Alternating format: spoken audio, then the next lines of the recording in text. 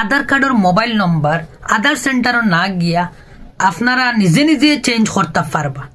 অনেক দিন থেকে অনেকে জিকার করছেন বা অনেকে চাইতরা তো আধার কার্ডের মোবাইল নম্বরটা চেঞ্জ করতা, তো আপনারা খারা মোবাইল নম্বরটা চেঞ্জ করতে পারবা আর খারা করতে পারত না ও বিষয়ে আজকে ভিডিওটা আলোচনা করবো।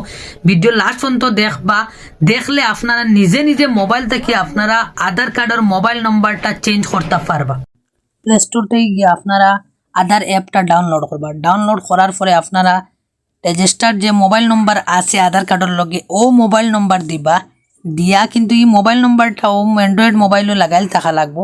থাকার পরে আপনারা অ্যাপসটা ডাউনলোড করার পরে আপনারা পারমিশন দিবা, ফেস লকটা আনলক করবা। করার পরে একটা 6 ডিজিট পিন লাগবো, ওটা দিবা। দিয়া ওটা পুরা করবা। করার পরে আপনার সার্ভিসও ক্লিক করবা, করে উপরে মোবাইল নম্বরও ক্লিক করবা। করার পরে আপনারা নিচে ক্লিক করবা। করার পরে নিউ মোবাইল নম্বরটা দিবা, যে নম্বরটা আপনারা লাগাইতে চাইন ও নম্বরটা অন্য দিবা। দেওয়ার পরে ওটিপি যাইব।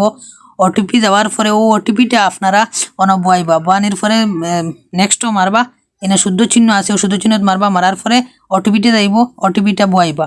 বয়ানির পরে আপনারা ওটিপিটা দেওয়ার পরে বয়ানির পরে আপনারা সামনে আইব, দেখতে পাইবা দেন নিউ নাম্বার ওটিপি ভেরিফাইড হয়ে গেছে। এরপরে আপনারা ফেস যে আছে ওটা অথেন্টিকেশন হবো, যার আধার কার্ড তার ফেস অথেন্টিকেশন করার পরে পেমেন্টও মারবা। কনফার্ম পেড 75 টাকা পেমেন্ট করবা। করার পরে আপনারা একটা রিসিপ্ট আইব, সাকসেসফুলি রিসিপ্ট। ও এসআরএন নম্বর রাখবা। ও এসআরএন নম্বর আপনার ও অ্যাপ্লাইয়ের একটা মানে অ্যাকনোলেজমেন্ট নম্বর হিসাবে একটা আপনারা চেক করতে পারবা। বাদে আধারের ওয়েবসাইটেও গিয়া দেন আপনার কতটুকু 30 দিন প্রসেসিং টাইম থাকে।